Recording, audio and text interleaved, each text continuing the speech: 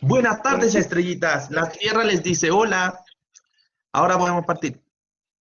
ya perfecto. Eh, hola chicos, bueno, antes de empezar la clase vamos a recapitular un poco de lo que vimos anteriormente.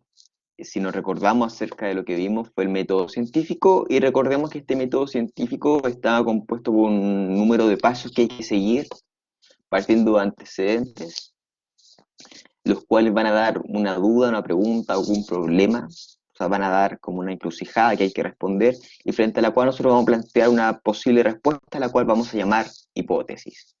Esta hipótesis la vamos a poner a prueba dando un diseño experimental.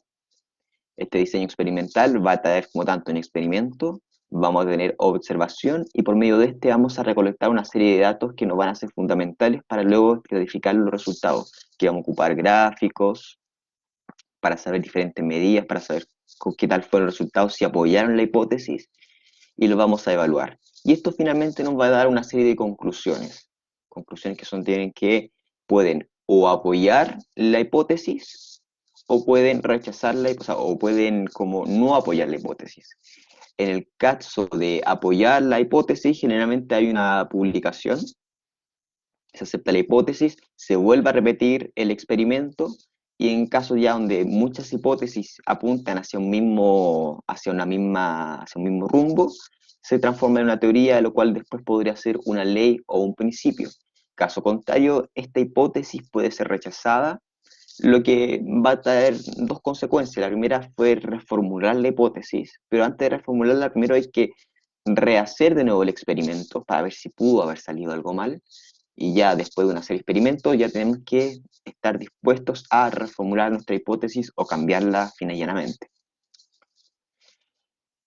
Conceptos importantes que tienen que tener y que les van a preguntar en la PTU es la observación, las preguntas de investigación, la predicción. O sea, si yo soy capaz de decir, ok, tengo una hipótesis tanto, debo predecir qué va a ocurrir si esta hipótesis es verdadera. La inferencia, la hipótesis, los postulados, la teoría, la ley, el principio y el modelo. Todo esto fue visto ya en la clase pasada. Así que, bueno, aquí hay un ejemplo práctico acerca de los conceptos del método científico. Por ejemplo, una observación, Pasteur, que fue un investigador químico de hace muchos años, también biólogo, observó que los microbios están en el aire. O sea que, sí, observó MO. Observó que, claro, él observó que los microbios estaban en el Microorganismos. aire. Microorganismos, sí, microorganismos. Los microorganismos están en el aire. Entonces hizo una pregunta de investigación, si las células surgen por generación espontánea o surgen a partir de otras células.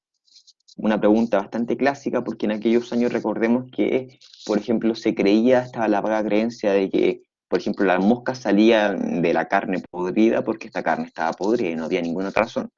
Entonces él se preguntó, ok, pero pueden haber otras razones que expliquen el por qué salen estos individuos de esta masa. Para esto él hizo una predicción. Si se evita la llegada de microorganismos al líquido, por ejemplo, un matadaforo que está en un estado de putrefacción, si se evita la llegada de microorganismos, entonces este líquido no se va a podrir. Frente a esto hizo una hipótesis. La aparición de microorganismos en líquidos alterables cuando están en contacto con el aire se debe a que estos mismos microorganismos contaminan el líquido y se reproducen en dicho medio, lo cual hasta ahora nos parece algo bastante como correcto, por así decirlo, pero en aquella época recordemos que no era algo tan evidente. Postulado, esto después, ya después de una hipótesis que pudo ser verificada como cierta, llegó a un postulado y que las células provienen de otras células preexistentes.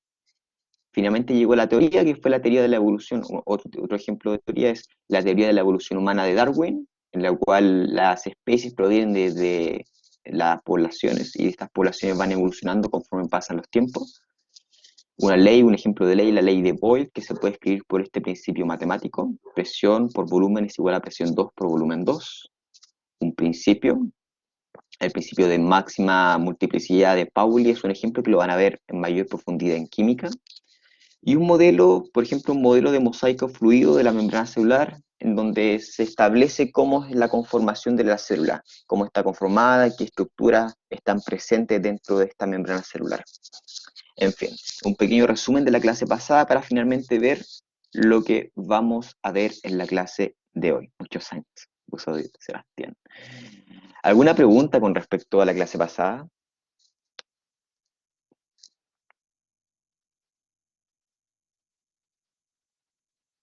No, no. Perfecto. Profe, me dijo María Ignacia, si tomo un pedazo de carne y lo contengo en un envase sellado que fuera imposible de ser afecto por el exterior, ¿sería comestible para siempre o se puede echar a perder aún así? Ya, está suponiendo que el hecho de que sea comestible está determinado porque no sea infectado por virus o por bacterias. Sin embargo, tienes que tener en consideración de que las sustancias que conforman esta carne, que la vamos a ver hoy día, tienen una vida media y se pueden empezar a desintegrar. También se pueden empezar a desestabilizar en general. Así que por mucho que puedes mantener ciertas comidas por un gran periodo de tiempo, pero y esa condición del envase sellado y fue imposible ser afecto ya es una condición bastante como exquisita, por así decirlo, porque en general es imposible tener un ambiente tan controlado para que no entre ni un virus ni una bacteria. Se pegó. ¿Existe algún calendario donde veamos los temas que vamos a abordar durante el mes? Sí, hay un pequeño calendario. Oh, se me pegó, mil disculpas. Mil disculpas. Ya Sí, estaba pero lo hablando que quería acerca decir de... el profe era que se echa a perder la carne igual, ¿ya? Porque al final el oxígeno te la va a oxidar, ¿ya? Y por eso va a entrar en descomposición. Sí, más allá de si hay microorganismo o no.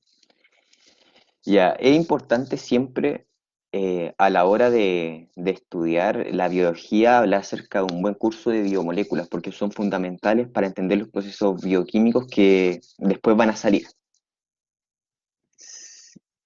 Sí, va a salir esté congelado o no esté congelada. Y para este estudio de estas biomoléculas, generalmente tenemos una serie de clasificaciones y las podemos clasificar en dos subtipos, que son las moléculas inorgánicas y las moléculas orgánicas. No se preocupe, Pablo. Dentro de las inorgánicas son aquellas que no son producto directo de las células, y entre estas tenemos el agua, las sales minerales y los gases. Mientras que podemos tener estas moléculas inorgánicas también son afectas a algunos ciclos biogeoquímicos, dependiendo, por ejemplo, las sales minerales, son afectas a los ciclos biogeoquímicos. Por otra parte, tenemos las moléculas orgánicas, dentro de las cuales vamos a tener cuatro subtipos principales. Los carbohidratos, las moléculas de principal uso energético, los lípidos, moléculas de reserva energética, las proteínas, moléculas muy importantes de ahora en adelante porque van a tener las principales funciones dentro de la célula, y los ácidos nucleicos que van a ser en el futuro, bueno, lo vamos a ver en el futuro, pero van a ser aquellas que van a contener el material genético que va a ser heredado por los organismos. Frente a esto, vamos a esquematizar esta clase en 15 subtemas. Va a ser una clase un poquito intensa, pero bastante entretenida, dentro de las cuales vamos a ver las propiedades del agua, los puentes de hidrógeno, las sales minerales, los carbohidratos. Bueno, de aquí para acá empezamos ya a ver la parte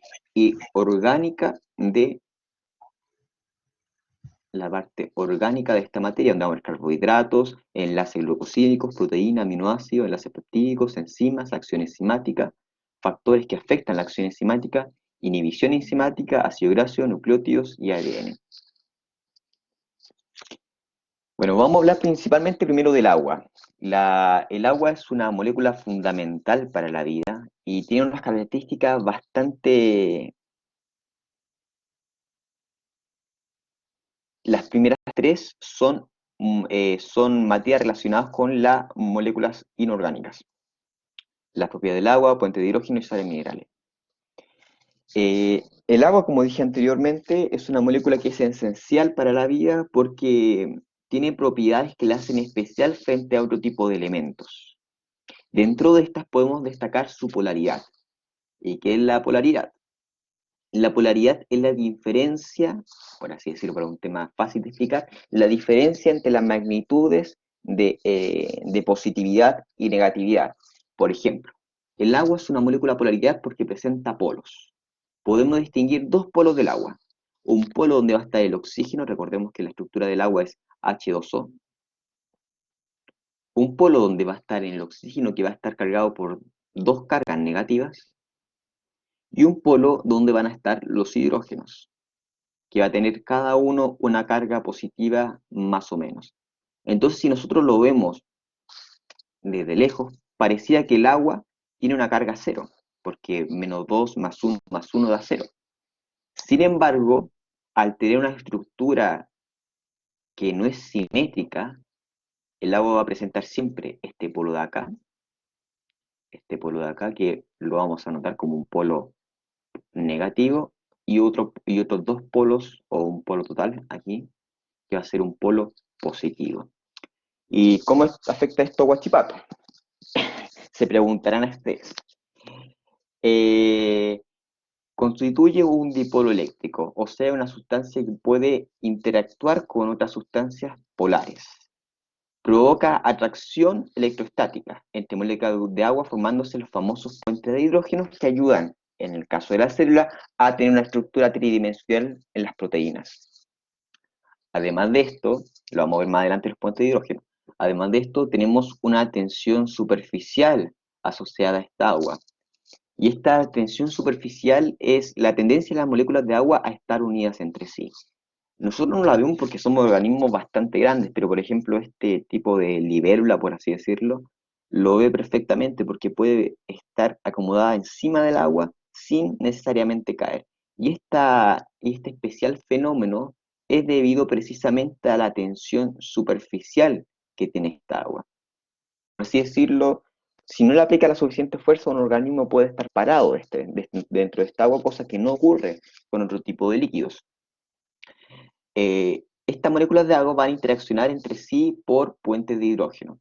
En el caso del agua, cuando tenemos agua con agua, por así decirlo, recordemos que aquí tenemos una pelotita con hidrógeno, otra pelotita con hidrógeno y una pelota un poco más grande que en oxígeno. Recordemos que el oxígeno pesa un poco más que el hidrógeno, 16 veces más que, o sea, 8 veces o sea, 16 veces más que un hidrógeno. Entonces, si tenemos una molécula de agua aquí y dibujamos otra molécula de agua aquí, ¿qué pasa con lo opuesto? ¿Se acuerdan, chicos? Se Que me repelen. puedan responder. No, los opuestos se Traen. atraen. Se atraen, exactamente. Entonces, Justo me escuché. al estar atraídos estos opuestos, como recordemos que esto era negativo y esto era positivo, entonces aquí se van a formar pequeños puentes o interacciones eléctricas, que no son un enlace químico, ojo, no son un enlace químico, pero son una forma de atracción que si lo sumas entre todas las moléculas de agua que hay, hace una atracción bastante importante dentro del agua. Y esto nos va a formar a nivel superficial la famosa tensión superficial, ¿ya? Tiene una alta tensión superficial. Como los líquidos van a tener una tensión superficial asociada, pero en el caso del agua es una tensión bastante alta. ¿De acuerdo, chicos? ¿Alguien tiene alguna pregunta? Perfecto. Tenemos dos propiedades más, y una de estas es el calor específico. ¿Y qué quiere decir el calor específico? Un calor específico es la cantidad de energía que se necesita para subir una determinada cantidad de materia en 1 grado, ¿ya? Entonces, mientras más calor específico tenga una sustancia, quiere decir que va a ser más difícil subirle la temperatura porque va a requerir más energía. ¿Ya? El agua tiene un alto calor específico y por tanto se usa mucho como dispersor de energía. Por ejemplo, los motores y cosas así. ¿Qué más? A ver, ¿qué tipo de sustancia o materia que ustedes conocen tiene un bajo calor específico? Da lo mismo que lo sepan o no, sino como piensen qué tipo de sustancia puede tener un bajo calor específico. Es decir, que si uno le pone un poquito de calor, va a cambiar al tiro su temperatura. ¿Con hielo? El metal. Muy bien, Valeria. El metal. Todos los tipos de metal, el alcohol también sube harto la temperatura.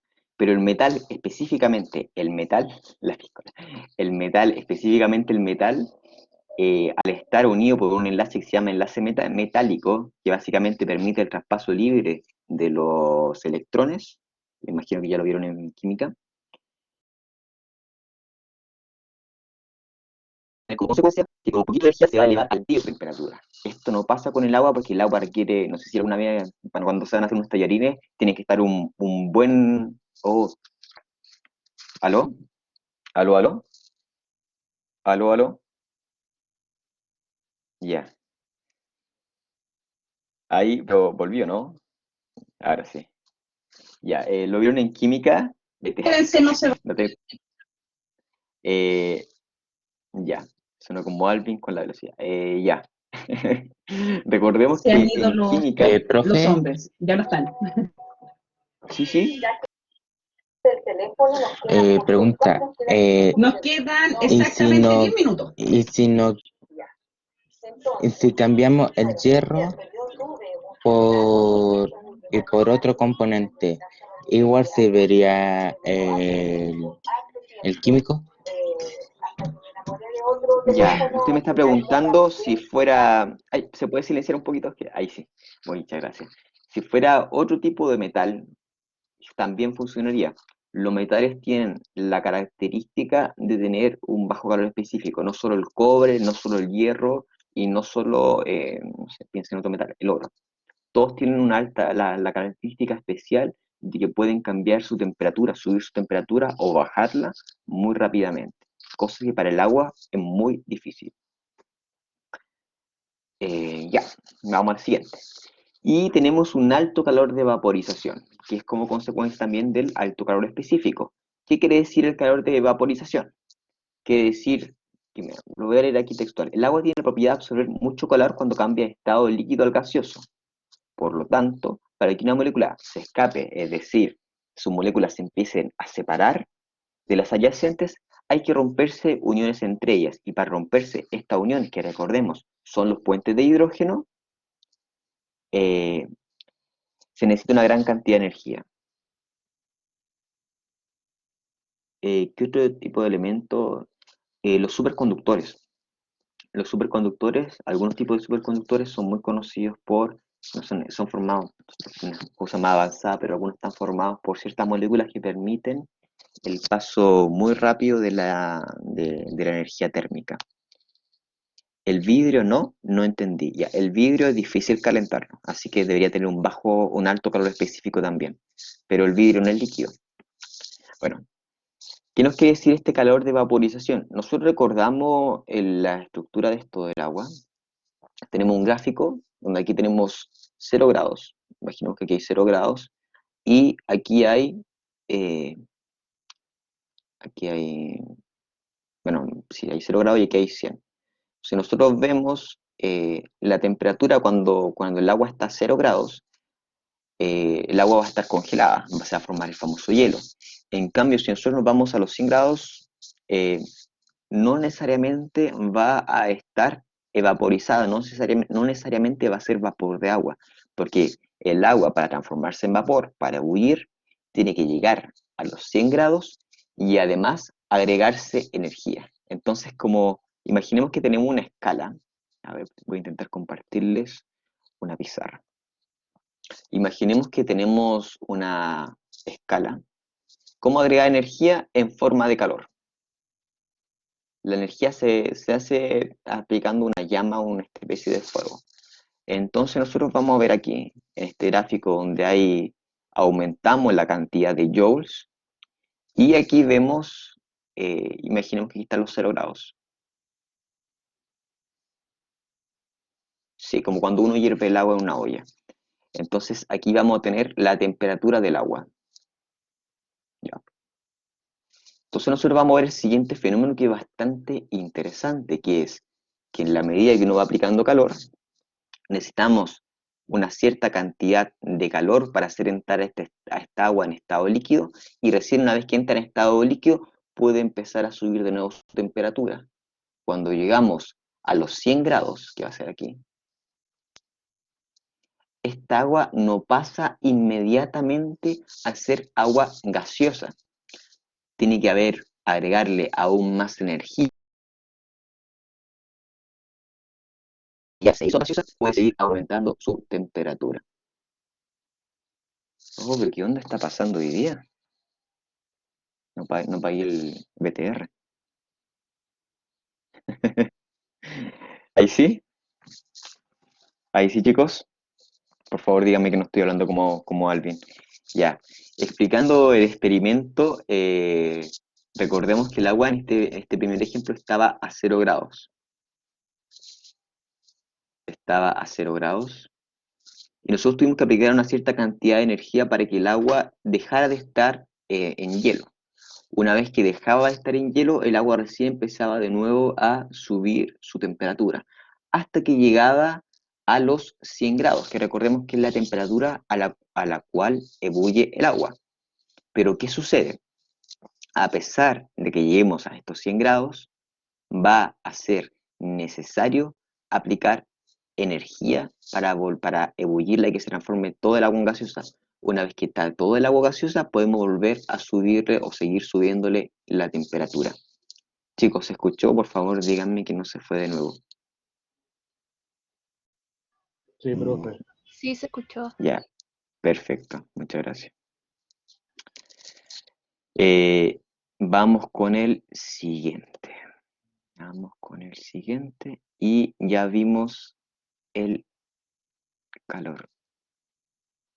Oh, lo siento mucho, Diego. Ya, entonces habíamos visto cómo agregar energía. La energía se agrega en forma de fuego, por así decirlo. Podemos ocupar la energía térmica. Generalmente esto se hace, por ejemplo, se pone un matraz. No, voy a ocupar este mismo matraz que está imaginado aquí. Aquí se le pone un mechero. Esto está sostenido por una pequeña cosita que es así. Y este mechero va tirando energía. Va convirtiendo un gas que podría ser, no sé, el metano. No, el metano no, pero... Sí, como caliento agua en la olla, así, precisamente. Es exactamente el mismo proceso. Se ven, si ustedes se fijan, el agua cuando están en la olla llega a los 100 grados, pero no empieza a hervir inmediatamente, sino que empieza de a poquito a salir pequeñas burbujas. Pero el líquido completo no se transforma en gas al tiro, aunque llegue a los 100 grados, el líquido completo puede estar a los 100 grados, pero para que se transforme en gaseoso, primero tiene que romperse esas estructuras que están entre las moléculas de agua, que son los puentes de hidrógeno, y una vez que se rompan todas, el agua puede transformarse directamente en agua gaseosa. ¿De acuerdo, chicos?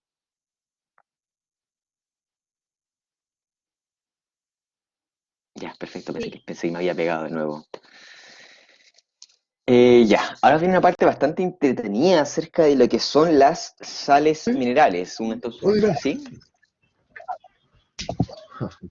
¿Aló? Taylor, ¿Taylor?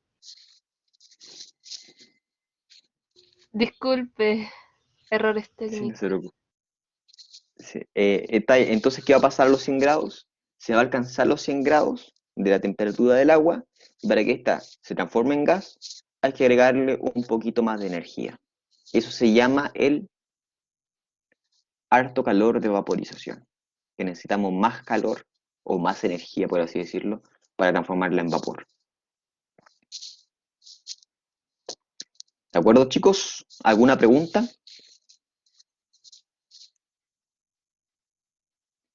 Y si lo mantenemos en 100 grados. Bueno, la energía tiende a disiparse en general, así que tendréis que tener un elemento que diera la misma cantidad de calor que el que se pierde, lo cual es bastante difícil. Pero podrías mantener el mismo estado del agua a los 100 grados. Es posible. Sales minerales. Y el puente de hidrógeno, los puentes de hidrógeno, si estás manteniendo la misma temperatura, se van a volver a regenerar. No es como que se rompan para siempre. Basta que con que una molécula encuentre otra molécula de agua y listo, se vuelve a formar el puente de hidrógeno.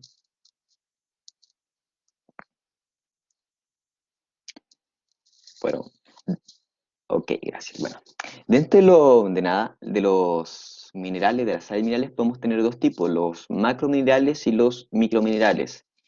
¿En qué es? No se preocupe, Constanza. ¿En qué se pueden diferenciar? Bueno, generalmente en el tamaño en primer lugar, y que generalmente estos macrominerales generalmente no actúan solos, actúan junto con otras moléculas y están presentes dentro de otras moléculas. Por ejemplo, el calcio constituye los dientes y huesos, es un factor de coagulación y cofactor enzimático, o sea que actúa junto con la enzima, es parte de la enzima, por así decirlo. Es partícipe de la actividad muscular y nerviosa. Aclimatan los puentes de hidrógeno. Podría decirse que sí, que si pudiéramos idealmente mantener la misma cantidad de puentes de hidrógeno calentando y poniendo la misma cantidad de calor que la que se está disipando al ambiente, en teoría se podría. Bueno, siguiendo con el calcio, chicos, vamos a hacer preguntas cuando terminemos este tema, así nos vamos de corrido. El calcio generalmente se encuentra en un tipo de- como es una sal especial que tiene calcio y otros compuestos. Y esta se estructura entre las células, las que se llaman osteocitos o células del hueso, finalmente. Y va a formar unos cristales, una especie de cristales, al igual como ustedes han visto los cristales de cuarzo, pero estos cristales que están hechos de calcio van a conformar lo que se conoce como la estructura ósea o el hueso. Otro tipo muy común es el fósforo. El fósforo lo van a ver muy importante porque va a ser uno de los componentes que va a formar este ATP. En concreto, el ATP, que el nombre real del ATP es adenosina trifosfato, o sea, 3 fosfatos, y por lo tanto va a tener 3 fósforos, va a estar compuesto precisamente por 3 fósforos. También está presente en los huesos, es muy importante dentro de los huesos, en los ácidos nucleicos, en las paredes periféricas de los ácidos nucleicos, y va a tener intermediario dentro del metabolismo. El sodio es una molécula muy, pero muy importante. El sodio va a estar, no le puse el calcio ahí, calcio, y fósforo va a ser la P. Ya. El sodio es el catión principal del medio intracelular. Dentro de la célula va a haber es el catión principal del medio extracelular.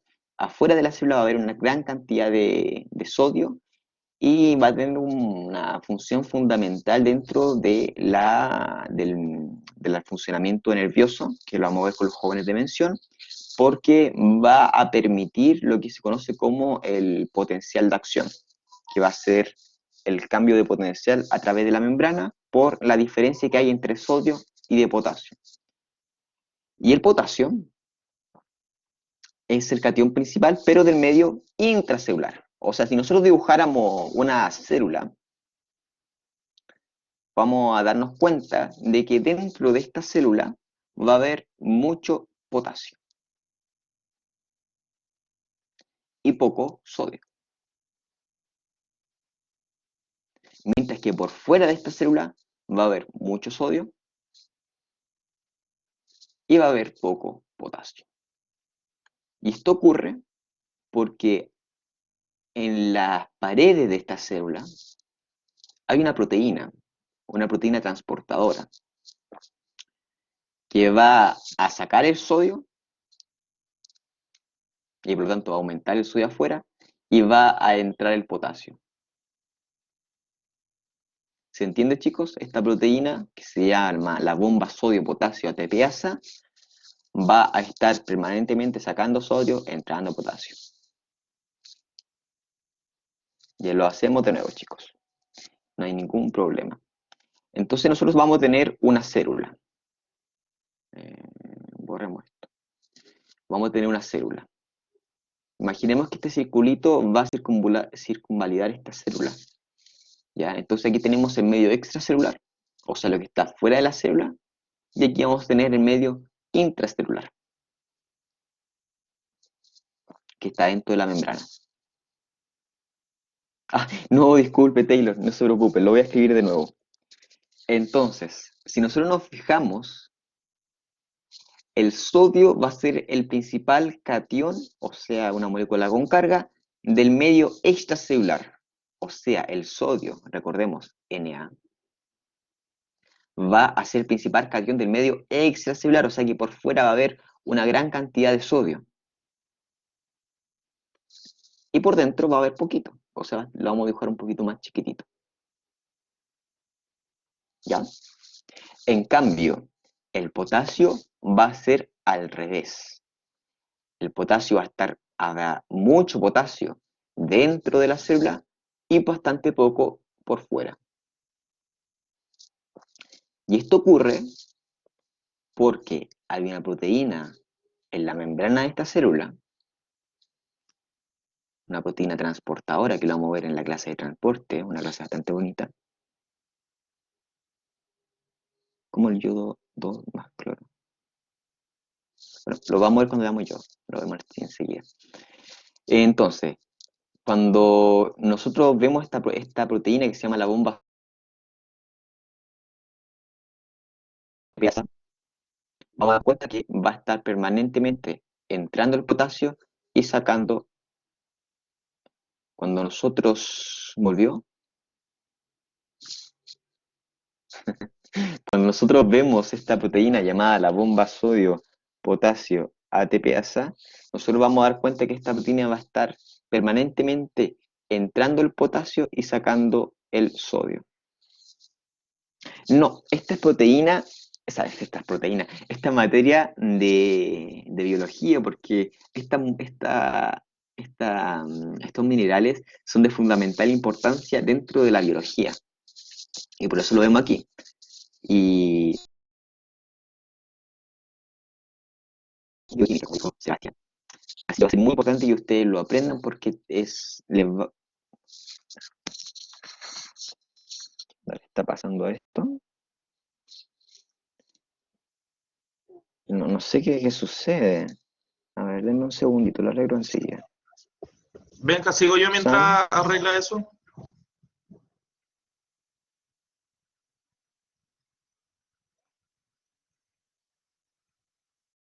¿Me escuchan a mí? ¿Bien?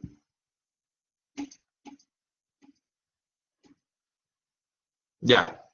Quedaron en el potasio, ¿cierto? Sí, profe. Ya, genial, gracias. Entonces el potasio es el catión principal del medio intracelular. Miren, vamos a tener una célula. ¿Y qué es lo que más va a estar dentro siempre? Potasio. Si a ustedes le preguntan, ¿el cloro dónde está más abundante? ¿Dentro o fuera? Ustedes dicen fuera de la célula, porque lo único más abundante dentro es el potasio. Si le preguntan por sodio, afuera. Si le preguntan por cloro, fuera. Magnesio, fuera. ¿Ya? El único en que está mayor proporción dentro de la célula que fuera es el potasio. Luego tenemos el cloro, que es el constituyente del jugo gástrico. Entonces, ¿dónde está mayoritariamente el cloro? En los jugos gástricos, en el estómago. Dígame, Pablo. Profe, pregunta ya, Ya, po, el por potasio eso. queda El que dentro, queda, pero el que queda delante en de otra atrás, se lo célula, mandamos a la Marcela, en de cualquier Quiquere, célula, porque ella la tenía anotada con dos. Perdón, Pablo, espérate. ¿qué cosa, qué elementos podría haber más? Plaza. Ya. No, solo el potasio.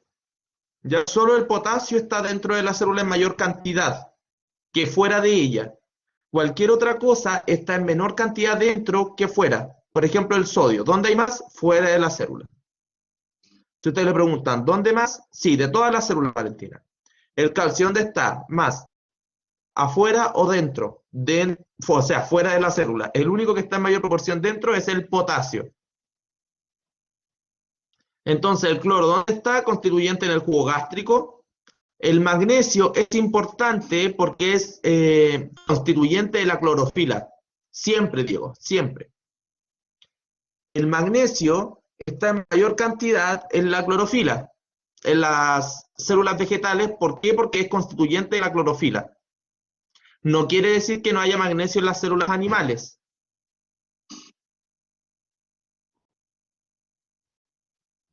Sí, todo lo que no sea potasio, Valentina, está en mayor cantidad afuera.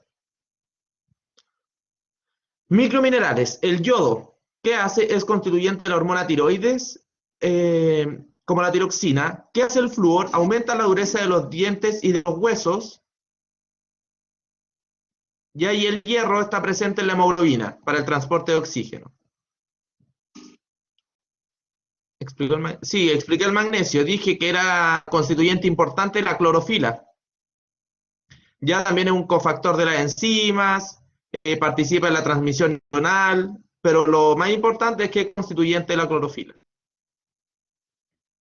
Carbohidratos, esta es la primera biomolécula que vamos a ver. Son compuestos orgánicos formados por carbono, hidrógeno y oxígeno. También le pueden llamar glúcidos, azúcares o hidratos de carbono. No, hay magnesio. Ya la clorofila no es una célula. Profe, ¿puede retroceder una, por favor? Esto se lo vamos a mandar, chiquillos.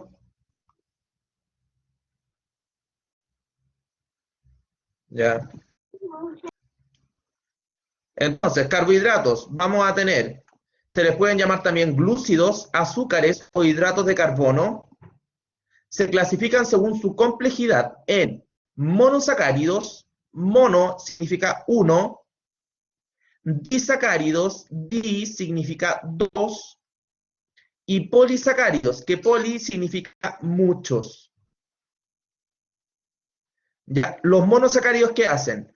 Son los carbohidratos más simples. ¿Ya? ¿Por qué? Porque tienen una molécula, desde los cuales se constituyen carbohidratos más complejos. Los disacáridos, ¿qué van a ser? Dos moléculas de monosacárido. Y los polisacáridos son muchas moléculas de monosacárido. ¿Ya? ¿Qué monosacáridos vamos a tener? Los vamos a separar en grupos. Unos que tienen 5 carbonos y unos que tienen 6. Estos son los que tienen 5. Ya, la ribosa y la desoxirribosa. La ribosa forma parte del ARN. Y la desoxirribosa forma parte del ADN.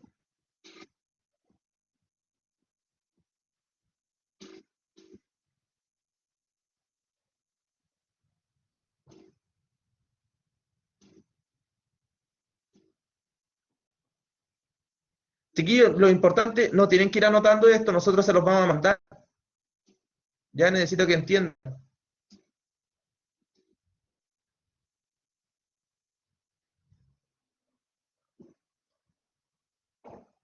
Ya voy a repetir de nuevo. Monosacáridos son los carbohidratos más... Es que, chiquillos, yo no le estamos dictando la materia para que vayan escribiendo, ¿ok? Después se les va a mandar este PowerPoint que tiene todo lo que ustedes necesitan escribir.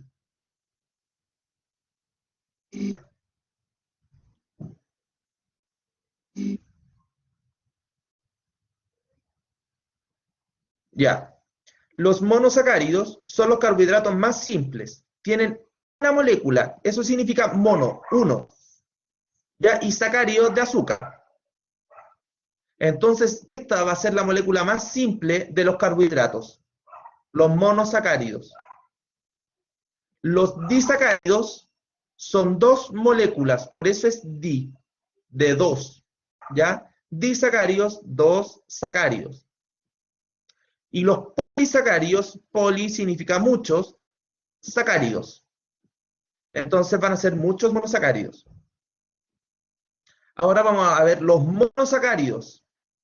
Yo les dije, los dividimos en dos. A un lado, los que tienen 5 carbonos, y al otro lado, los que tienen 6 carbonos. Los que tienen 5 son la ribosa y la desoxirribosa. La ribosa es de ARN, forman parte del ARN.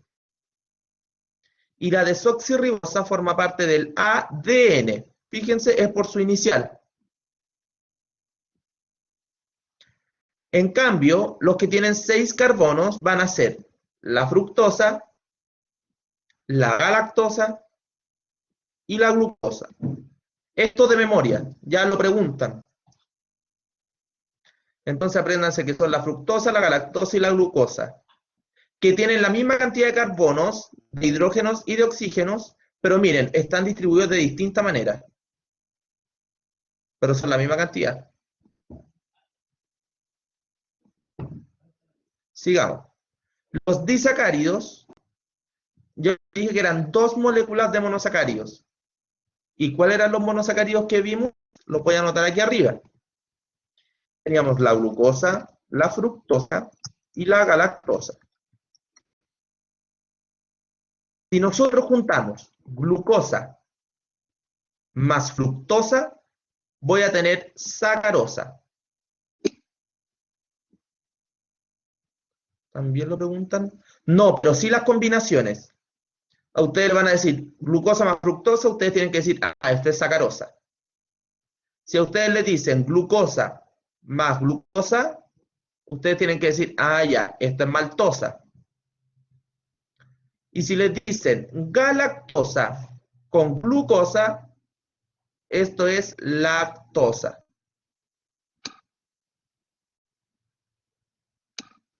¿Esto es biología, Octavio? Ya se tiene que aprender los nombres, más no los enlaces ni nada.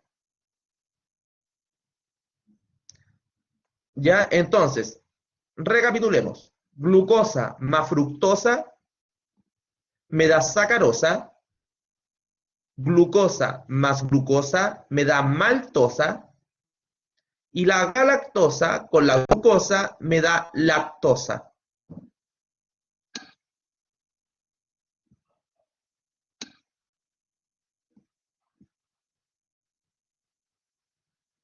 Sí, sí lo van a enviar.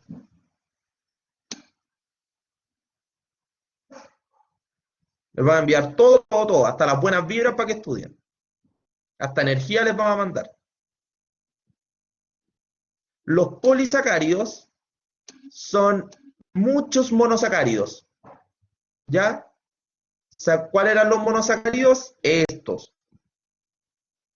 La fructosa, la glucosa y la galactosa. ¿Cuáles polisacáridos vamos a tener? Los vamos a separar por dónde están presentes. Hay algunos que están más presentes en animales y otros que están más presentes en plantas. Los que están más presentes en animales son 2. Voy a cambiar el color. Es el glucógeno y la quitina. ¿Qué función cumple el glucógeno? El glucógeno es de reserva energética. Así nosotros guardamos energía en forma de glucógeno. ¿Y la quitina qué hace? La quitina es parte del exoesqueleto de los artrópodos. Por ejemplo, el caparazón de los escarabajos está hecho de quitina. Ya, entonces, este es estructural y el glucógeno es de reserva energética.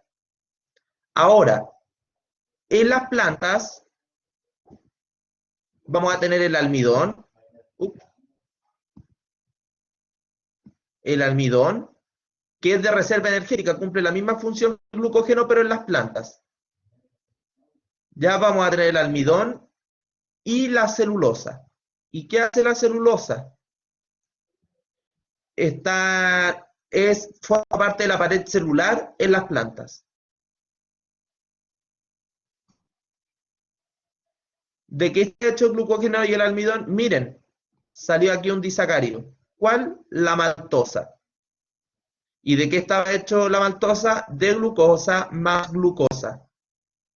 Y aquí están los resúmenes. Quitina y celulosa son estructurales.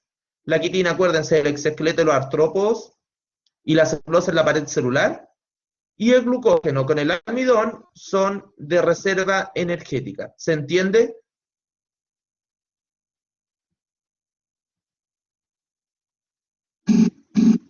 Ya, fabuloso.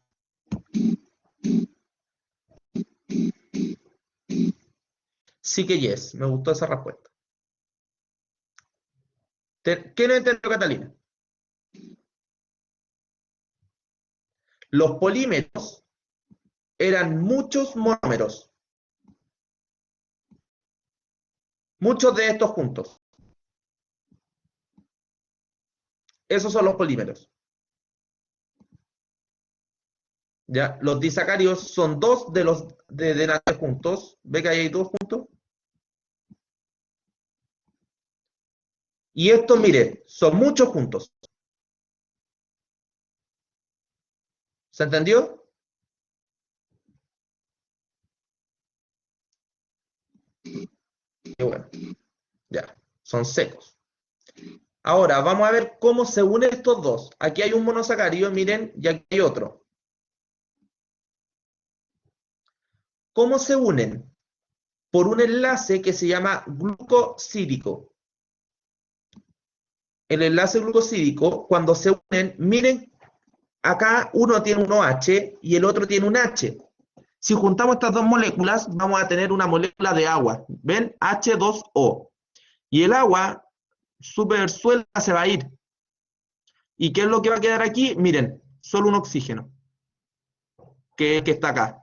Y ahí se da la manito por el oxígeno. Cuando se juntan y liberan una molécula de agua, esto se llama condensación. Y cuando se separan, consumen agua. Y esto se llama hidrólisis. ¿Se entiende?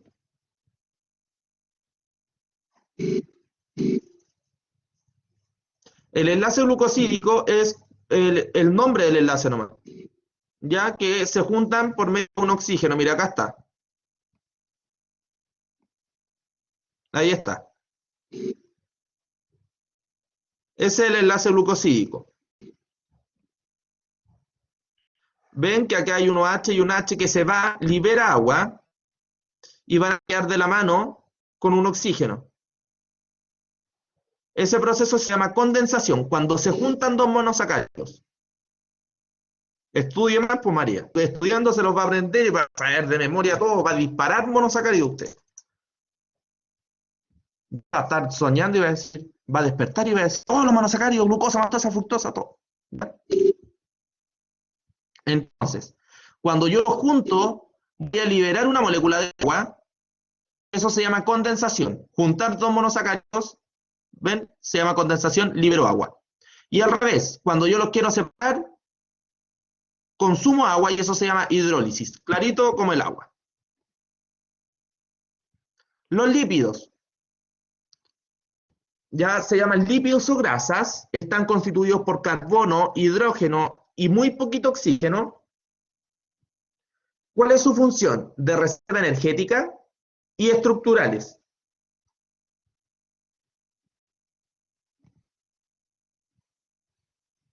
Clasificación. Los glicéridos se clasifican según su estado físico. Ya los lípidos se clasifican en aceites o en grasas. Los aceites, como su nombre lo dice, están líquidos a temperatura ambiente, como el aceite. Como el aceite va a freír. Y las grasas están sólidos a temperatura ambiente. ¿Se entiende? Los aceites son insaturados y de cadena corta, esto de memoria, son insaturados y de cadena corta, y las grasas son saturadas y de cadena larga.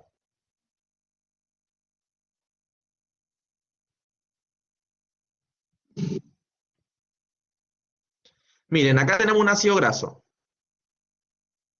Ya, esto es un ácido graso. Hacia un lado, miren, tiene un COOH, que eso se llama ácido carboxílico, y el resto son puros carbonos de hidrógeno. Cuando ven, tienen puros enlaces simples. Eso es un ácido graso saturado.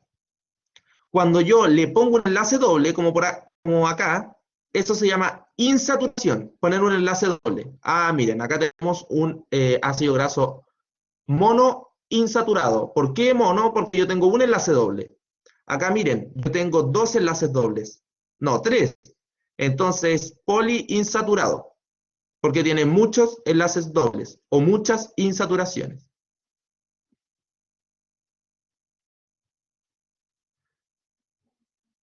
Las grasas neutras son moléculas formadas por glicerol, que es un alcohol, y 1, 2 o 3 ácidos grasos. Miren, acá hay un glicerol. Esta es la molécula. Cuando yo le pongo un ácido graso al glicerol, va a ser un monoglicérido. Acá está de nuevo la molécula de glicerol, y cuando yo le pongo 2 ácidos grasos, va a ser un diglicérido. Y acá nuevamente tenemos el glicerol, pero con 3 ácidos grasos, y eso es un triglicérido. Que cuando le dicen sus abuelitos o abuelita, oh, me salieron malos los triglicéridos en la sangre. Eso es porque tienen más grasa de lo que deberían en la sangre. ¿Ya? ¿Cuál es la función de los lípidos? De reserva energética, ¿ya? Y aislante térmico. También tenemos algunos lípidos que son estructurales. Vamos a tener ceras, que son protectoras, lubricantes o impermeabilizantes. Se encuentran en la piel, en las plumas, en el pelo. Ahí hay harto lípido. Y tenemos los fosfolípidos. ¿Qué son los fosfolípidos? Son componentes y forman las membranas celulares. Ya, eso es importante, lo que se tienen que aprender. Que los fosfolípidos forman las membranas celulares. Sigamos. Los esteroides también son lípidos, están dentro de esa familia. Profe, va muy rápido. Está difícil igual. Sí, pues está difícil, tienen que estudiar. Ya, pero después viene una materia más o menos fácil. Espera, vamos, lo más lento que podemos. Ya, después les vamos a mandar de todas maneras la grabación. Ya, lo único que les pido es que no estén anotando, que pongan atención, para no tener que repetirle tantas veces las cosas, y así podemos avanzar y al final hacer preguntas. Ya, porque nosotros les vamos a mandar esto. ¿Por dónde va a mandar la grabación de la clase? Los vamos a mandar por señales de humo. Ahí va a estar el profe Benjamín toda la tarde haciendo fuego para poder mandarle esto. Esteroides. Están formados por 4 anillos de carbono, unidos entre sí, y una cadena lateral hidrocarbonada unida a unos... Ya, esto no es tan importante que se aprendan, ya apréndanse la forma. Mírenlo, cuando ustedes vean esto, digan, ah, un esteroide.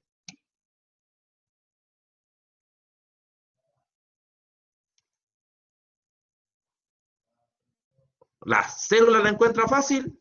Josefa no sabe nada. Tuve como 3 ramos en la universidad de células. Ya, el colesterol es más abundante en los esteroides que tienen funciones estructurales en las membranas celulares. Entonces, ¿qué hace un esteroide?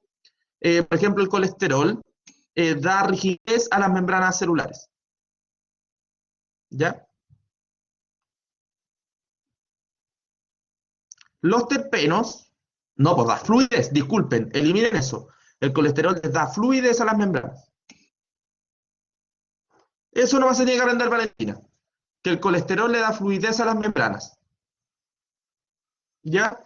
Y el colesterol pertenece a la familia de los esteroides. Ya miren, aquí también el estrógeno, la testosterona y la progesterona, que ustedes los deben conocer, son esteroides también. Son lípidos. Son hormonas lipídicas. Terpenos. Ya, esto no es tan importante, no se lo voy a pasar. Ya es integrante de la clorofila, es un lípido también. Proteínas, nuestras amigas las van a amar. Están constituidas por chon, carbono, hidrógeno, oxígeno, nitrógeno y algunas veces ahí su azufre loco. Las proteínas son las principales componentes orgánicos de los seres vivos, ¿ya? Y son responsables de una gran cantidad de funciones. Estas son las maestros chasquillas de la célula, las proteínas hacen de todo. Las funciones de las proteínas, transporte, por ejemplo la hemoglobina. ¿Alguien sabe lo que hace la hemoglobina? ¿A alguien le suena lo que es una hemoglobina? Es como el nivel de azúcar. Hay una hemoglobina que se llama hemoglobina glicosilada. Esto no se lo aprendan en un rato nomás. Hemoglobina glicosilada. Esta se mide en la sangre y ve la cantidad de como el comportamiento de un diabético o de cualquier persona como por 6 meses, 6 o 3 meses. ¿Ya? Y si les sale la hemoglobina glicosilada, por ejemplo, si le toman el azúcar en el dedo y le sale baja, pero le toman la hemoglobina glicosilada y le sale alta, quiere decir que esa persona el día anterior dejó de comer para que le saliéramos el examen. Ya, pero nosotros los pillamos igual con la hemoglobina glicosilada. Sí, eso hace la hemoglobina, transporta oxígeno. ¿Ya? Y la hemoglobina glicosilada tiene restos de glucosa. Movimiento, actina y miosina, que lo vamos a ver después, estructurales como el colágeno y la elastina, inmunológicas como los anticuerpos, por ejemplo. Transmisión, son receptores y son hormonas también las proteínas. Por ejemplo, la insulina es una hormona. No, la insulina es una hormona proteica, disculpen. Y también son enzimas. Miren, esta es la estructura de la proteína. Un carbono al centro, se la tienen que aprender, lo preguntan. Un carbono al centro, un ácido carboxílico a un lado, un grupo amino al otro, y un hidrógeno hacia arriba. Y hacia abajo un radical, que puede ser cualquier cosa. ¿Ya? Tiene esas 5 partes. Facilito. Adentro un carbono, arriba un hidrógeno, para el lado un grupo amino, para el otro el carboxilo y para abajo un radical. Ya, lo mismo que le expliqué recién. Ya, pero más fácil se lo expliqué yo. ¿Qué va a variar? ¿A qué se refiere con cualquier cosa con radical? Que radical aquí puede ser un CH3, puede ser una molécula gigante, o puede ser una molécula pequeñita. Cualquier cosa que vaya aquí va a cambiar el aminoácido. Ya, miren, esto siempre va a ser esta parte. Nunca va a cambiar. Lo que va a cambiar va a ser el radical. ¿Vamos? ¿Capichi?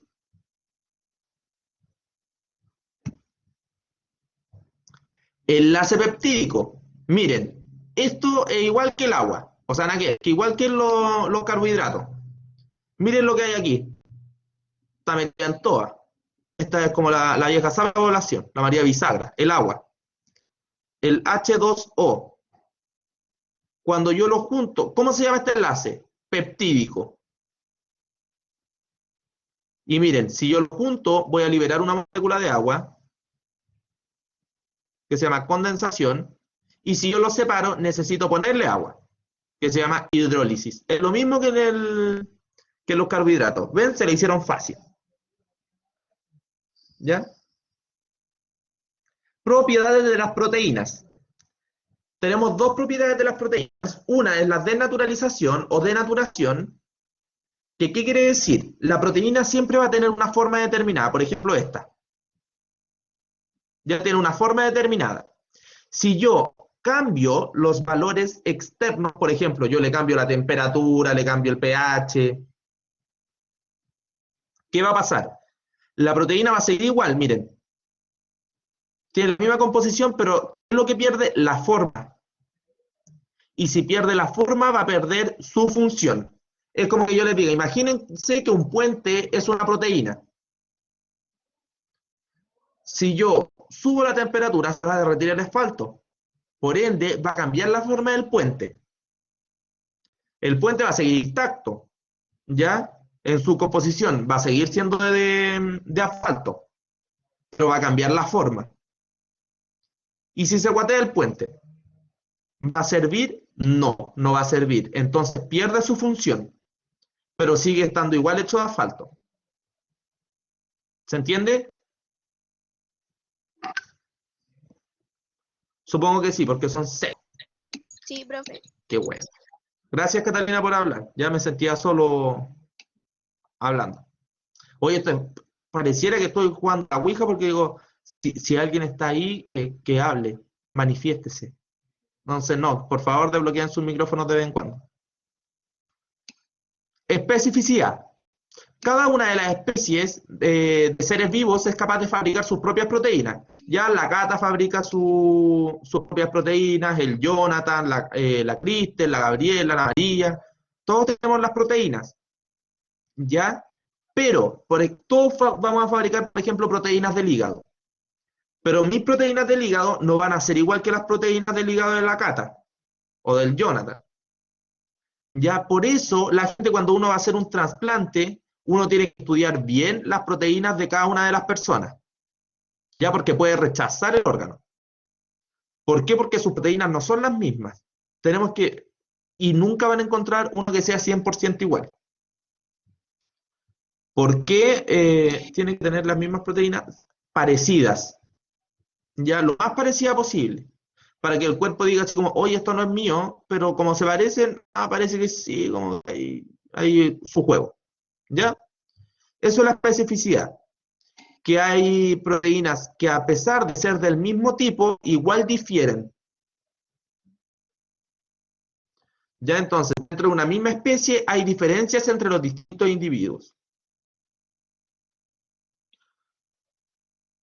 ¿Cómo se estudia las proteínas? Por exámenes de sangre, Alison.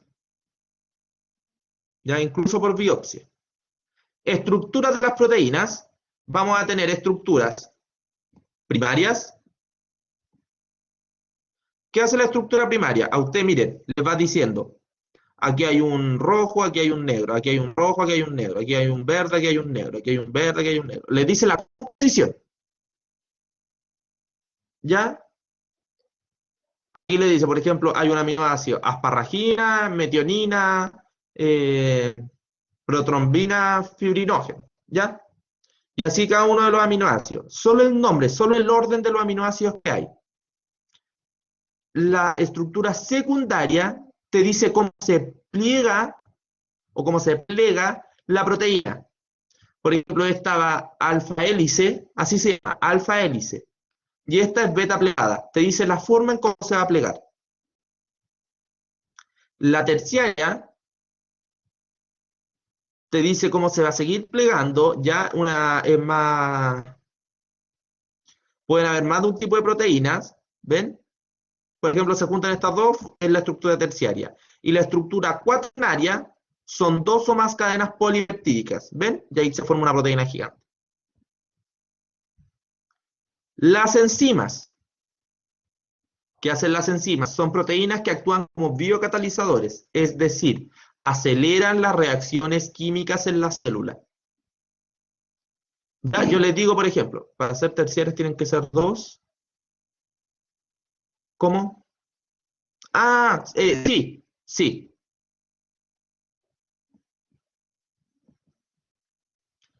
Yo les digo, por ejemplo, imagínense un bartender que está preparando jugo con naranja, no jugo con fruta. La enzima sería el bartender, ya el que está en el bar ahí, el cantinero. Si ustedes ponen 3 cantineros, van a ser más rápido, por ejemplo, los 100 jugos con fruta que tenían que hacer. Si ustedes ponen 50, los van a hacer igual, pero se van a demorar un poquito más. Eso es una enzima, un biocatalizador, acelera las reacciones químicas. ¿Ya? ¿Por qué pasa esto? Porque disminuye la energía de activación. ¿Ven? Antes necesitaban esa energía grande para hacer la reacción, pero con una enzima, miren, poca energía. Algunas enzimas requieren cofactores. Un cofactor significa que necesitan algo para funcionar. Las enzimas son proteínas globulares cuyo modo de plegamiento asegura que grupos particulares de aminoácidos formen un sitio activo. Eso lo vamos a ver en la próxima diapo. ¿Ya?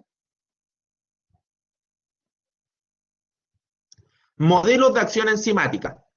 Hay dos tipos de modelos, que uno ya no se usa, pero lo preguntan igual, que es el modelo llave-cerradura, que supone que la estructura del sustrato y la del sitio activo son exactamente complementarias.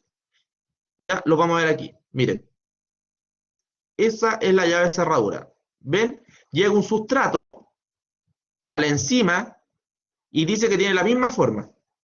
Y ahí se unen. En cambio, el modelo del encaje inducido dice que el sustrato estimula la enzima para que ésta cambie su conformación y se puedan unir. ¿Se entiende la diferencia?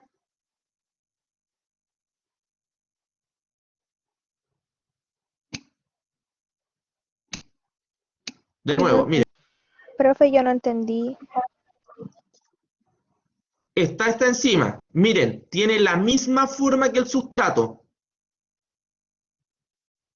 Entonces llegan y se juntan. y forman el complejo de la enzima con el sustrato. Ese es el modelo llave-cerradura. En cambio, el modelo encaje inducido, sí se juntan solas.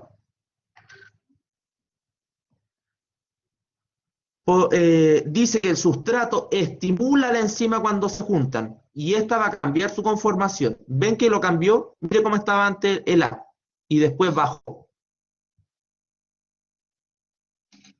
Ya cambian, como que se acomodan.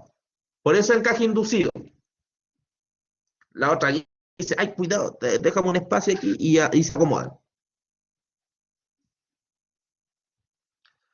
Ya, factores que afectan la actividad enzimática. Los principales factores que afectan la velocidad de la reacción de las enzimas son el pH, la acidez, exacto, tal cual, María. Entonces, ¿qué cosa me va a cambiar la velocidad de la reacción? El pH, la temperatura y las concentraciones de sustrato. Ya si ustedes tienen 30 yogur con manzanas, 30 yogur y 30 manzanas, y tienen en el otro lado 600 yogur y 600 manzanas, ya eso va a cambiar la velocidad de la reacción. Un cambio en las condiciones óptimas que funciona la enzima puede desnaturalizarla porque es una proteína, lo que yo les decía del puente. Si ustedes suben mucho la temperatura, la enzima puede que pierda su forma y no va a poder hacer su pega.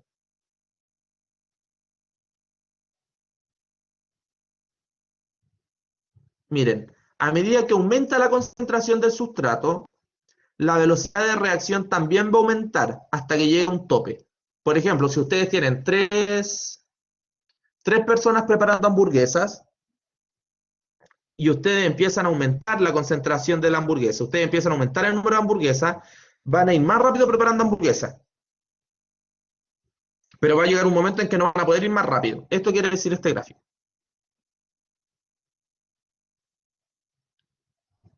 Benja, ¿llegaste?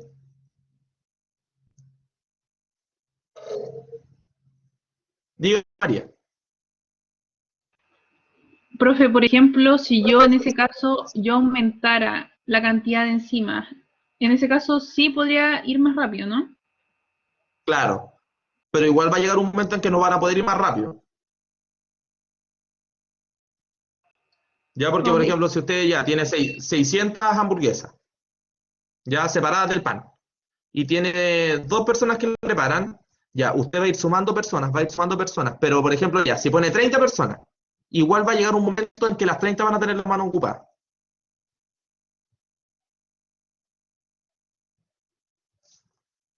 ¿Ya? Benja, ¿me escuchas? Se fue Benja. Estoy aquí, Ya, estoy aquí. sigamos. Ah, ya, puedes seguir tú que se me secó la garganta. Sí, Se me me- imagino. Me imagino. Gracias. Ya. Dime un segundito. Ay, que me gusta ocupar mi audífono. ¿Se escucha bien, chicos?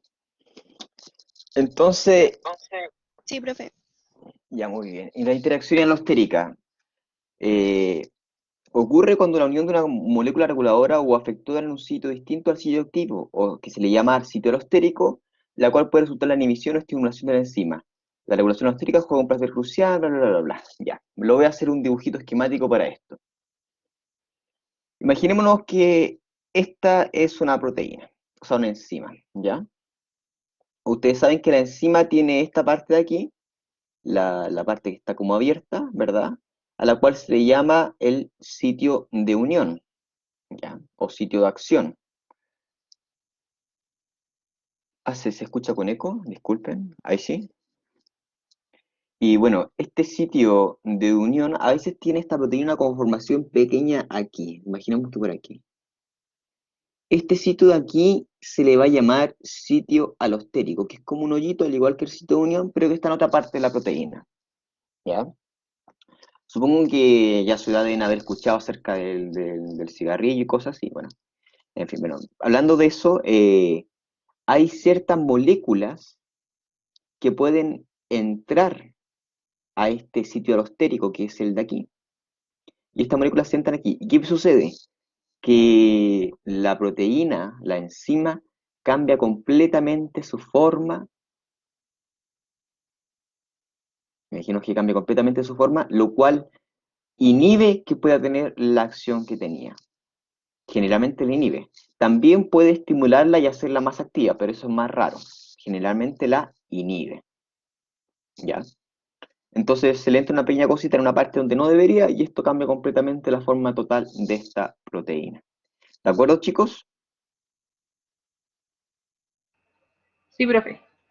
Ya, perfecto. Ya, la inhibición competitiva ocurre cuando hay un sustrato. Ya, imaginémonos otra enzima. Vamos a hacer el primer punto. Este va a ser el punto 1. Lo voy a hacer con el color naranjito. Naranjo, porque me gusta Naruto. Ya, en primer lugar, tenemos la inhibición competitiva. ¿Y qué sucede en la inhibición competitiva? La inhibición competitiva, imaginemos que tenemos esta enzima de este color así. Y resulta que esta enzima tiene una acción en esta molécula, y esta molécula es así. ¿Ya? Pero una sustancia ajena al cuerpo, que puede ser una droga, un veneno o cualquier otro tipo de cosa, tiene la siguiente forma. Entonces, ¿qué sucede? Ambas pueden ponerse en el sitio de unión de la enzima. Ambas tienen ese triangulito, que le vamos a decir como la parte que se acomoda dentro de la enzima. Y si hay una gran concentración de esta, la rojita, puede inhibir o desplazar que la enzima pueda unirse a la cosa azul. Imaginemos esto, tenemos un espacio y tenemos muchas de estas cosas rojas, muchas de estas sustancias rojas, y tenemos una misma cantidad de la sustancia azul. ¿Ya? Si nosotros, si nosotros pusiéramos la enzima en donde está la cosa azul, la actividad sería el 100%, porque el 100% de todas las enzimas estarían trabajando con la cosa azul. Pero ahora, como hay una cosa azul o una sustancia azul y una sustancia roja, tanto la sustancia azul como la sustancia roja tienen la misma posibilidad de unirse a esta enzima, por tanto la efectividad de esta enzima baja al 50%. Entonces, si sumamos aún más cosa roja, o sustancia roja, o moléculas rojas, disculpen eso, cada vez más, cada vez va a ser menor la actividad de esta enzima frente a la sustancia o molécula azul. Y eso va a inhibir la acción de la enzima. ¿Se entiende?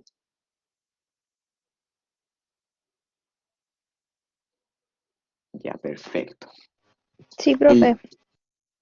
Sí, es como una competencia, exactamente. En cambio, en la inhibición no competitiva, al igual que la inhibición, bueno, también se le llama inhibición alostérica, pasa lo mismo que habíamos dicho antes, que esta enzima tiene otro lugarcito así. ¿Ya? Y en ese lugarcito se une otra sustancia roja.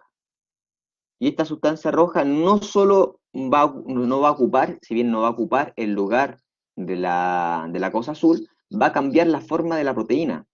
Y esta proteína ya no va a tener la forma de un Pac-Man, sino que va a tener la forma de un monstruo así, que tiene dientes.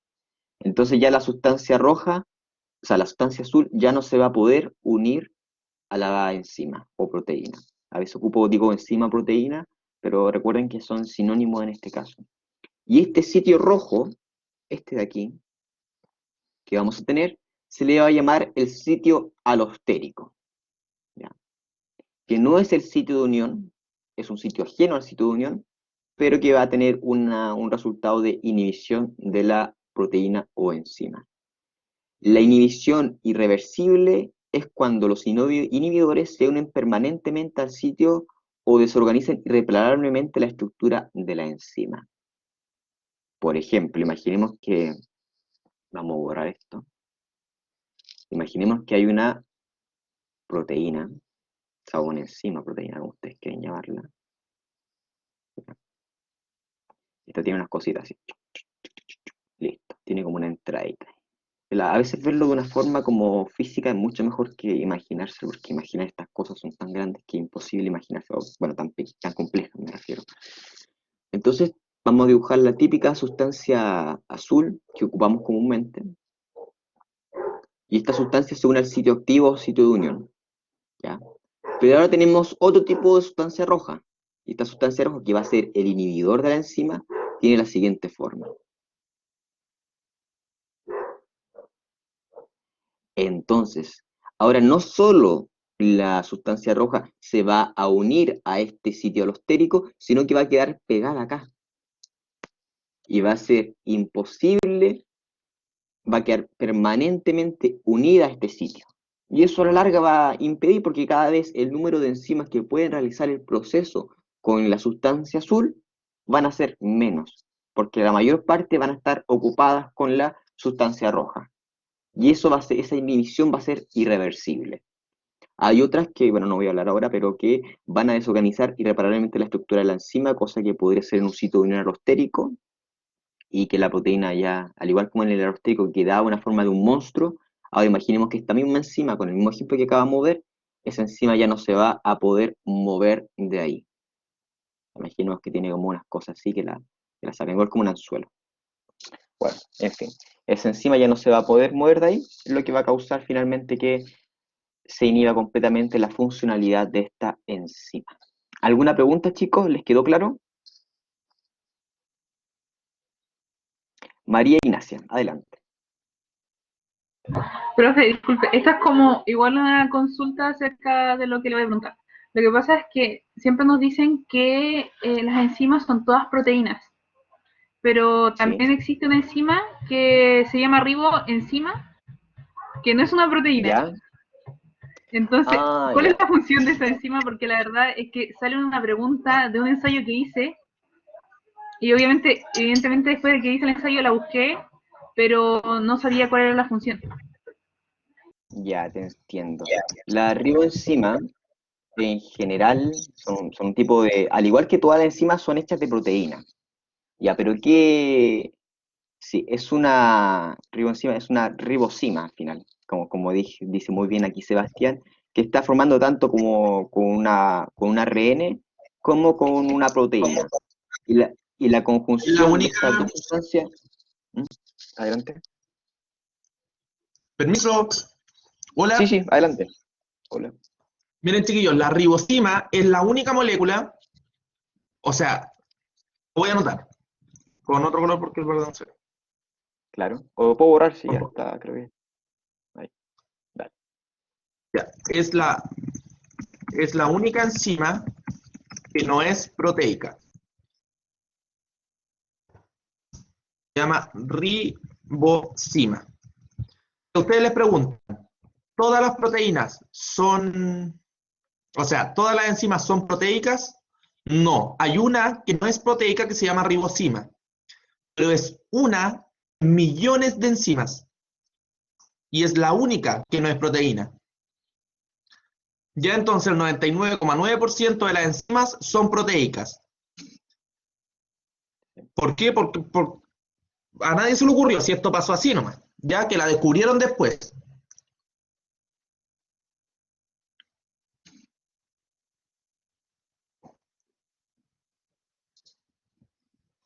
Esto ¿De lo acuerdo, vamos a ver chicos? después, lo va a ver después en la universidad, señor Fraslick. Ya porque es muy compleja la enzima. Pero entiendan que es ARN que hace catálisis, ya que hace función enzimática.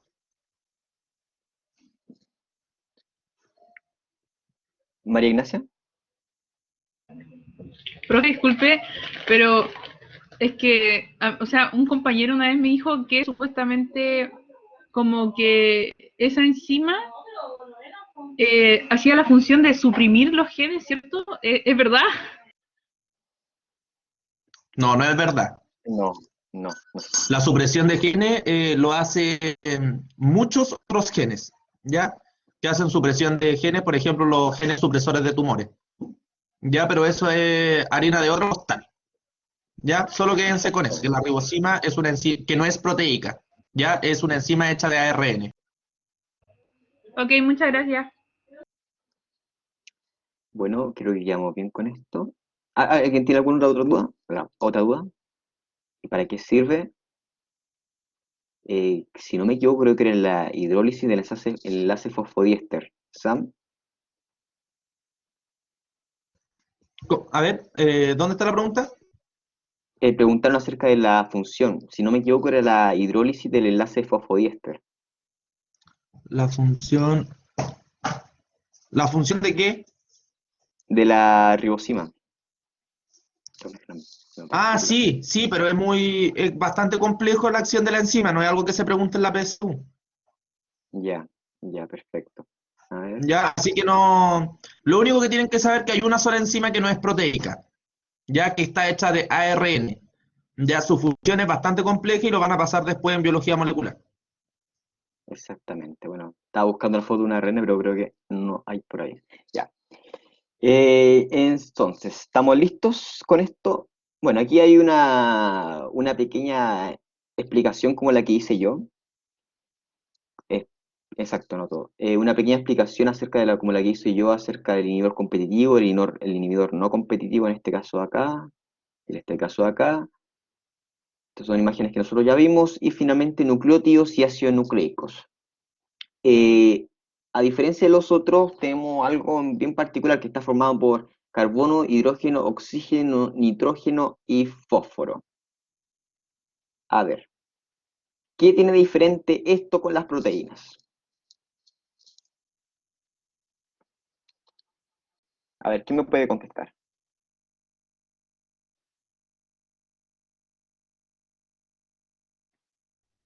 Que las proteínas igual tenían chon.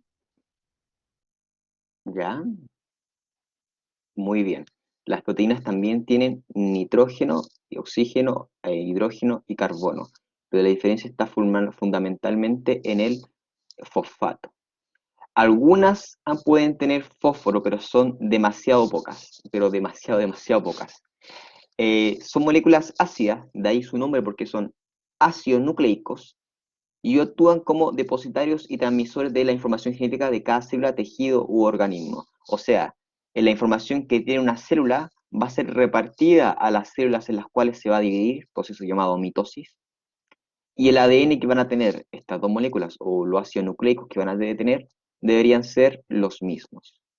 Claro que siempre van a existir lo que se conocen como mutaciones que van a hacer cambios en este material genético o ácidos nucleicos que van a dar como resultado una diferencia de las células madres.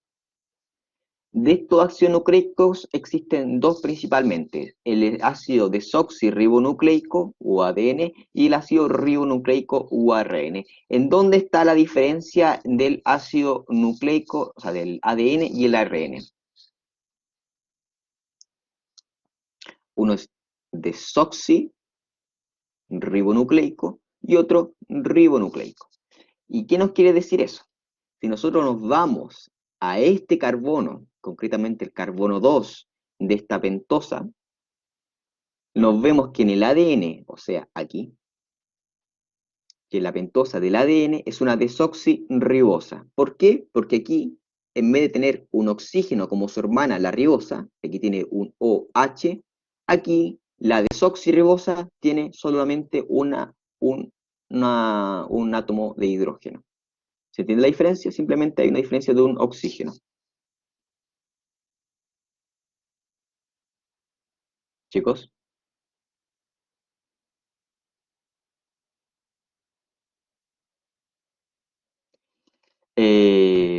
No sé si me pegué o están muy callados. Ya, Sí, profe, se entendió. Ya, perfecto. Entonces la diferencia está en ese oxígeno. Todo esto está Muchas formado gracias. por Oye, una Catalina, unidad. Catalina pregunta, ¿qué pasó, profe? Viene recién despertando, se quedó dormida a las 6:05. Sí, yo sí como, no se preocupen, chicos, miren. Al igual que en las demás biomoléculas que nosotros vimos, hay una unidad monomérica. ¿Se acuerdan que en el caso de los azúcares eran los monosacáridos?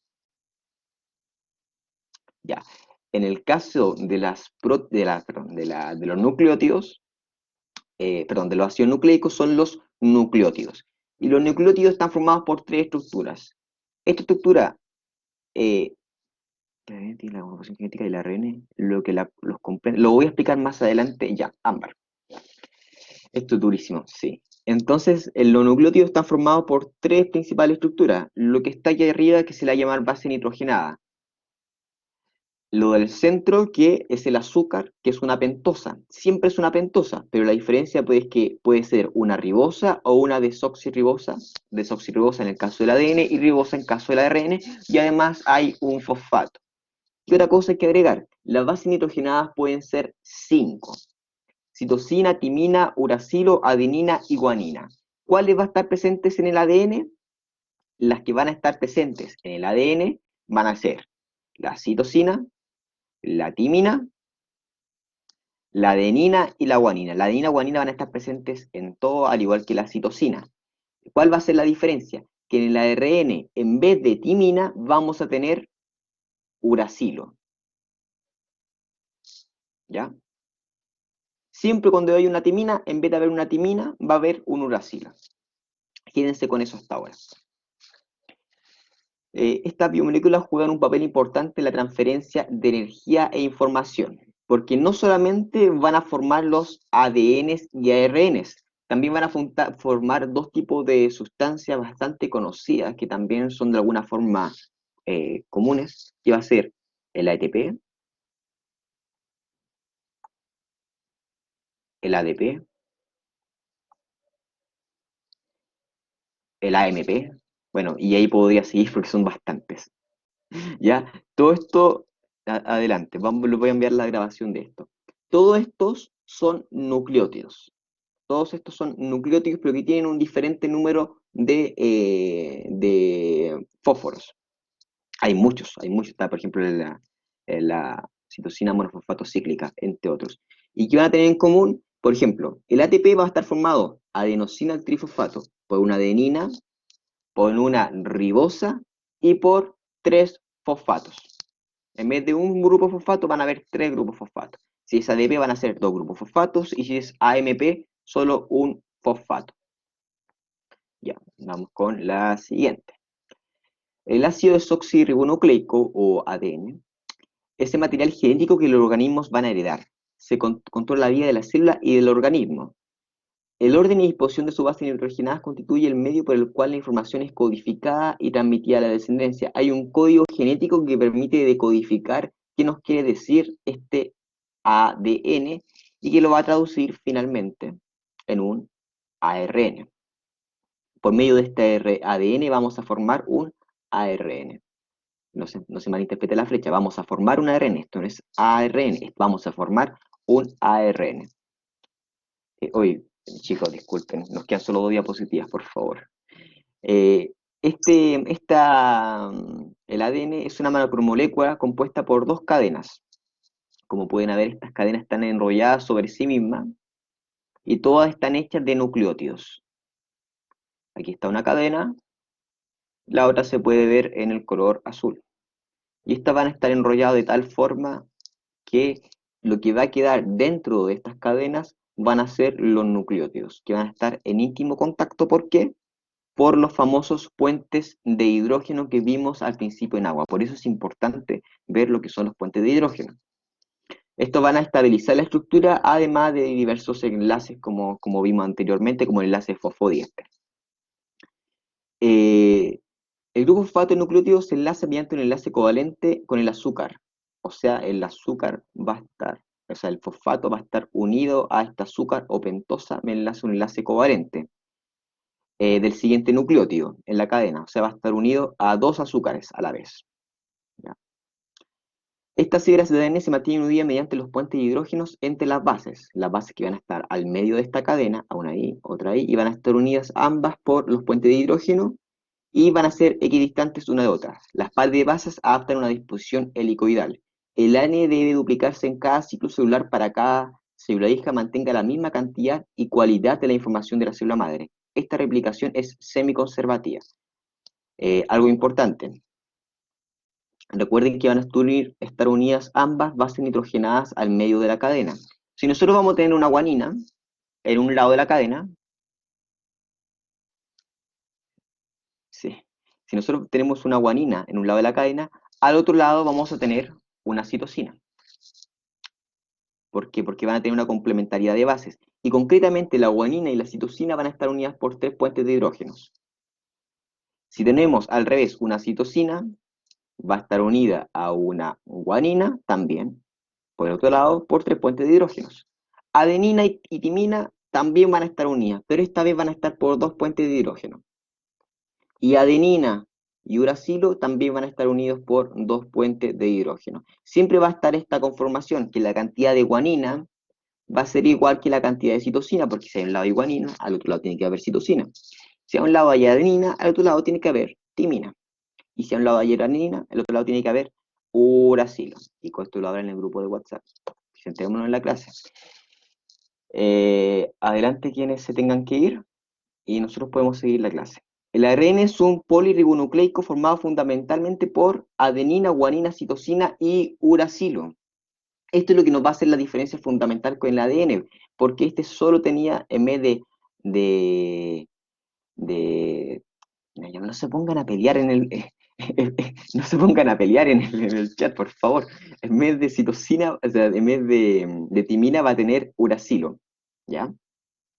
Y además de esto, no va a ser una doble hebra, va a ser una hebra simple, va a estar compuesta con 2. El ARN suele tener una cadena. Hay algunos ARNs bicatenarios, pero son bastante pocos, muy poquísimos. Existen, y esos son los que unen arenina con uracilo. Existen 3 tipos principales de ARN en las células: el ARN mensajero, ribosomal y de transferencia. ARN mensajero, ARN, imaginen que escribo ARN ribosomal y el ARN de transferencia. Esto lo vamos a ver con más detalle cuando veamos ciclo celular y división celular. Cada uno de estos va a desarrollar una función relacionada con una síntesis proteica. Dudas. Antes de irme a la duda y antes de dejarlos libres, vamos a hacer un pequeño comentario. Por favor, no se ven en el grupo, yo sé que están todos cansados, pero es importante ver esta materia porque dentro de lo que entra en la PTU, saber bioquímica es fundamental para entender las demás cosas. Y además de eso, agregar que hay algo que se llama el dogma de la biología celular, de la bioquímica molecular, entre otras cosas. Y es que a partir de una molécula de ADN, nosotros vamos a formar una molécula de ARN. Ya. Este ARN va a ser un ARN mensajero. Este ARN mensajero se va a transportar afuera y por medio de un ARN de transferencia nos va a formar lo que se conoce como una proteína. Nosotros somos organismos que dependemos de nuestras proteínas. Nuestras proteínas realizan todos los procesos fundamentales, como vimos a continuación. Son las que por las cuales nosotros podemos ver, por las cuales nosotros podemos sentir el tacto, por las cuales nosotros podemos oler. Cualquier función que ustedes se puedan imaginar a nivel celular está, bueno, casi todas, está realizada por una proteína. Y cada una de estas son muy diversas y tienen una función distinta. Lo interesante aquí es que este ciclo se repite y si nosotros somos proteínas, al final, y lo que codifica la proteína es el ADN. Al final, todo lo que nosotros somos es el mismísimo ADN y va a codificar a un organismo completo. ¿Cómo se forma? Eso lo vamos a ver en el curso cuando veamos la fase del ciclo celular, cuando vamos a ver la síntesis de ADN. Y ahí lo vamos a ver en una mayor profundidad. Por ahora necesito que se aprendan esto y que les quede bastante claro. Voy a terminar esta clase y les voy a enviar al tiro el